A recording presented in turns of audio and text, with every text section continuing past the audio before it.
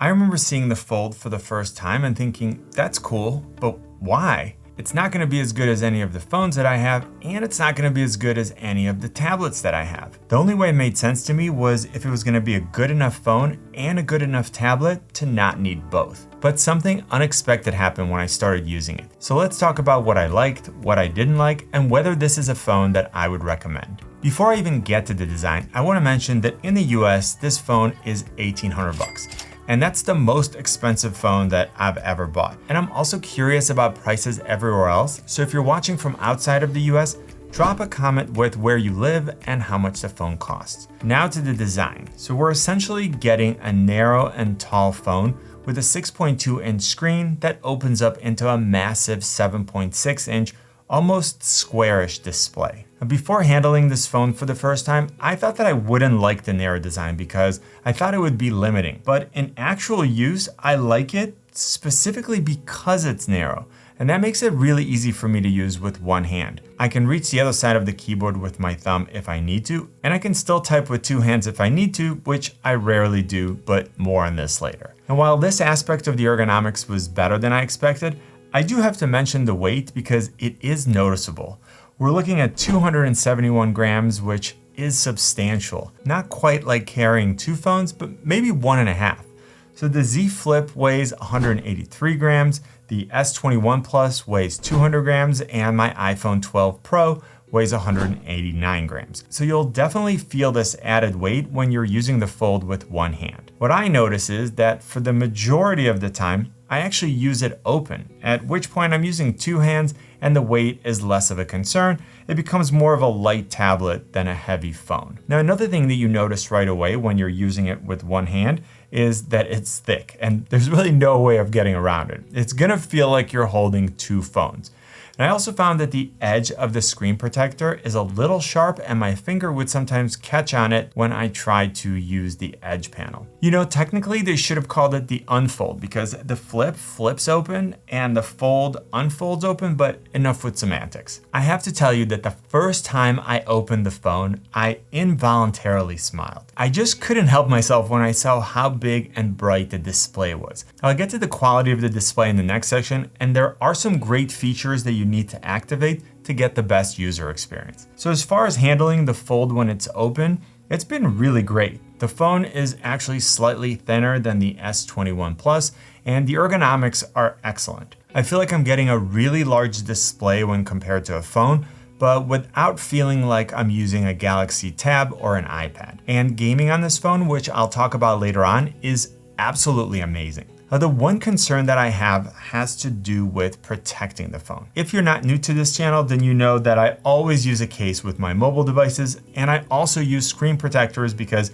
I got tired of paying so much money for screen replacements. And those of you who don't drop your phones or crack your screens, you're wizards, and I don't know how you do it. Now here's the problem. There is zero chance that I'm putting a leather flip cover on this phone. It's already bulky enough when it's closed, and I would never use the cover screen if I had to flip open the case every time, and not to mention the clunky ergonomics. At least there are screen protectors on it, so I don't have to worry about the displays, but I am worried about it falling out of my pocket or me dropping it, so that's something that I'm gonna need to figure out. And since I'm not getting a case, I also didn't get the dedicated S Pen because there'd be nowhere to put it and I would for sure lose it. Now let's get to the display, and I can't even talk about it without smiling. I'll get to the cover screen in a minute because I still think it's underrated, but I know most of you are more interested in the bigger one. I didn't know what to expect out of a folding display, and even though I have some amazing displays with the Tab S7 Plus and the S21 Plus, I was preparing myself to be underwhelmed. Well, in one word, wrong. The 120Hz dynamic AMOLED display is absolutely beautiful. It's a 7.6-inch display, which doesn't sound a lot bigger than the 6.7 Flip 3, but of course it's measured diagonally, and we're getting a resolution of 2208 by 1768, 374 pixels per inch, and a 22.5 by 18 aspect ratio. First, let's address the elephant in the room. Yes, there is a crease. Yes, you can see it if you're not looking straight on, and yes, you can feel it. The nice thing is that unlike the Z Flip, it's a vertical seam in the center, so my thumbs very rarely hit it. I remember thinking, why would I want such a large display on a phone? And then I got it, and I like it so much better than I thought I would. For watching videos on YouTube, I'm getting a significantly bigger image than I do on any of my phones. But even when using productivity apps, surfing the web, and just using social media apps, the larger display is so nice to have. Now, not all apps are optimized for this size of display, so make sure that you go to Settings, Advanced Features, Labs, and then turn on multi-windows for all apps, and then go to Customize App Aspect Ratio, where you're going to see the app defaults. Check out Instagram, for example, where you're gonna see that the default is 16:9, and now change it to full screen. Instead of the narrow interface in the center of the screen with smaller content, you get this immersive viewing experience of your feed where every image is large, vibrant, and bright. One thing I had to get rid of immediately was the split keyboard. So by default, when you're typing, the keyboard is divided so that half of it is on the left and then there's a space in the middle, then the other half is on the right. Now, I actually don't mind typing on these types of keyboards in real life because there's tactile feedback from the keys, but on the display, it was definitely slowing me down. So all you need to do is tap this keyboard icon and you're back to a standard keyboard. Now, another feature that I implemented is pinning the edge panel so that I would have access to my favorite apps. Since I have so much screen real estate to work with, I didn't really feel like I was missing out, and I really liked the convenience. As far as the cover display, we're getting a 6.2-inch HD Plus dynamic AMOLED display with a resolution of 2268 by 832, 387 pixels per inch, and 120 Hz adaptive refresh rate. Beyond the specs, just like the main screen, this one is bright, it's crisp, and the colors are vibrant. Again, it's much better than I expected, and I quickly adapted to this narrow aspect ratio because I only use it for very specific tasks. If you've gotten value from this video, give it a thumbs up so that I know to make more of this type of content. And if you're new here, hit that subscribe button. Now let's talk about the cameras you get. And I'm not gonna do a deep dive in this video because those of you who are familiar with the history of this channel know that I will nerd out about cameras. The front-facing under-display camera is okay at best. Like, the image quality definitely isn't something impressive, but I really only use it for video calls. If I want to take a selfie, I'll just open the phone and then use the rear-facing camera, which is way better. Aesthetically, the front-facing camera is not perfect, and you can definitely see it when there is content below it. Hopefully with the next iteration, Samsung can make it invisible, but when I'm actually watching content, I'm very rarely focusing on that area of the display, so it's not really something that's extremely disruptive to me. The rear-facing camera module consists of three 12-megapixel cameras. The first is a wide-angle f1.8 with dual-pixel autofocus and optical image stabilization for sharp images and steady video. The next is an ultra-wide f2.2. Then finally, we have a telephoto f2.4, again with dual pixel autofocus and OIS. You're getting 2x optical zoom, which means you're not losing quality, and then 10x digital zoom, which does come with a progressive loss of quality as you zoom in. You can record video at 4K 60, slow motion at 1080p with up to 240 frames per second, and then even slow motion at 720p at 960 frames per second. Moving on to the speakers, they're very loud for a mobile phone and they sound much fuller than the other phones that I have. We're getting stereo speakers with Dolby Atmos, which is great, and while they don't sound like what you get out of the Tab S7 Plus, they more than serve their purpose on this device. Looking at performance, we're getting the Snapdragon 888 chip, and both the 256 gig and the 512 gig models come with 12 gigabytes of RAM. When you're interacting with the device, opening and closing apps, playing games, or watching content, the Fold 3 is very responsive. And there hasn't been a time so far where I felt like it was underpowered. I say this in almost every video review, but I'm not overly interested in benchmark scores. But in case you're curious, in Geekbench, it scored 1132 for single core performance and 3360 for multi-core performance. This is plenty of processing power for anything that I would ever throw at this device, and I like the fact that it comes in 256 and 512 gig of internal storage options, unlike the Flip, which caps out at 256. However, again, we're seeing that there's no micro SD card slots, so there is no way to expand the internal storage, so make sure that you get enough storage for what you need. And let me know in the comment section if you think Samsung should have offered a 1 terabyte option. The Fold 3 comes with Android 11 and One UI 3.1.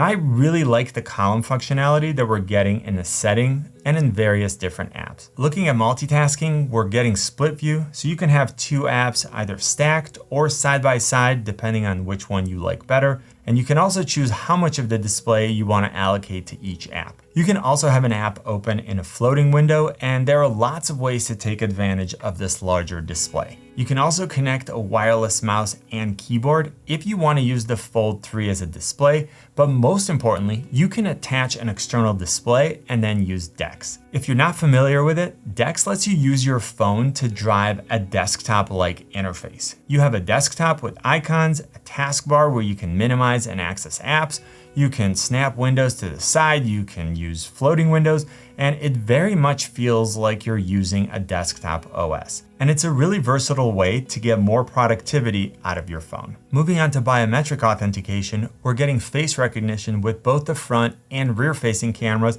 depending on whether the phone is open or closed.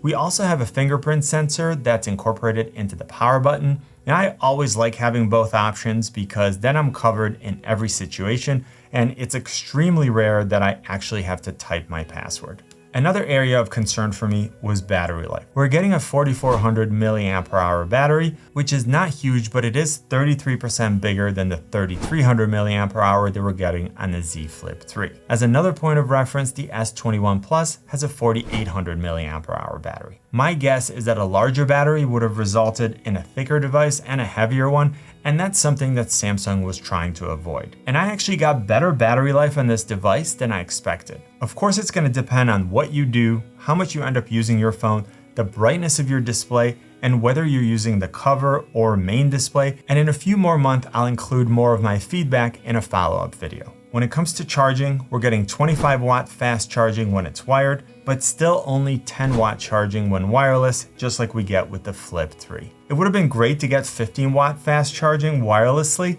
but it is a tablet that I can fold into a phone, so I am willing to make some concessions. We're also getting reverse wireless charging at 4.5 watts, so you can use the Fold to charge another device.